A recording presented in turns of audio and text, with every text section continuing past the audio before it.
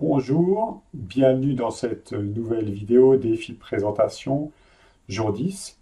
Alors aujourd'hui, je souhaite partager avec vous euh, un état de changement de conscience que j'ai pu mettre en place grâce à l'une de mes anciennes professions.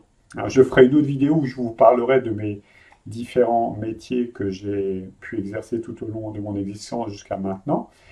Mais là, je vais mettre l'accent sur un métier que j'ai exercé pendant plus de 10 ans. J'ai été policier. Alors, vous allez comprendre le lien par rapport à la pratique et par rapport à la mise en lumière et la mise en conscience. Pourquoi je suis devenu policier? En fait, on va dire c'était par fidélité à la filiation familiale.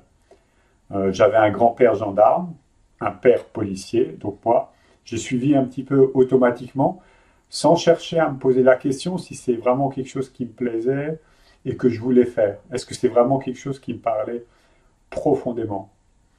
Alors, c'est un métier que j'ai adoré faire, hein. J'ai vécu de très très belles choses, des choses dures aussi à la fois, mais ça a été vraiment très riche et très intense, ça m'a apporté beaucoup de choses. Encore une fois, c'était mon chemin, je devais passer par là pour conscientiser tout ça.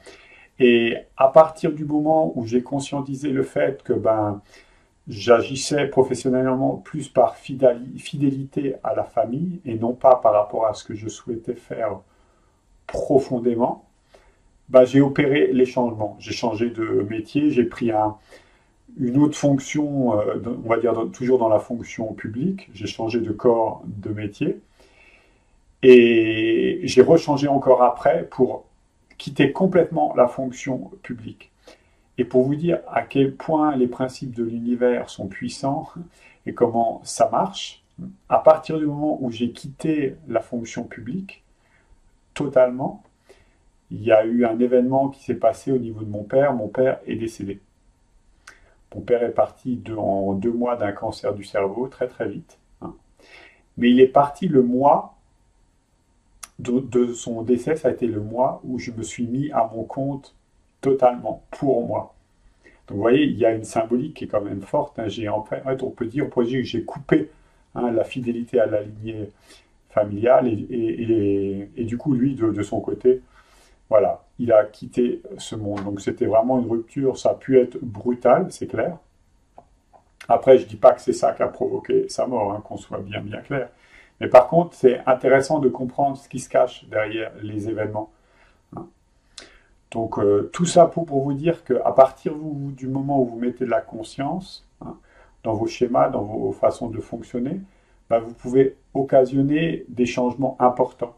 Et ces changements peuvent être immédiats, tout de suite, instantanés, hein. Souvent, et je terminerai sur ça, et c'est une question que je vous pose, est-ce que vous, dans vos choix professionnels, ce sont des choix que vous avez faits de cœur, parce que c'est vraiment ce qui vous est vibré, ce que vous avez envie de faire?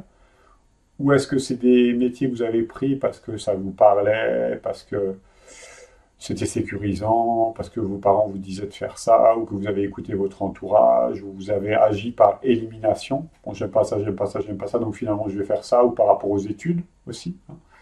Voilà, je pense que c'est des questions vraiment intéressantes à se poser. Et pourquoi on peut mettre ça en lien avec le Qigong? Parce que quand vous faites du Qigong, quand vous pratiquez le mouvement conscient, l'idée c'est d'être attentif aux changements et aux transformations qui se passent. Mais ce ne sont pas que des changements et des transformations sur le plan physique et physiologique. Il y a le plan psychique qui intervient énormément.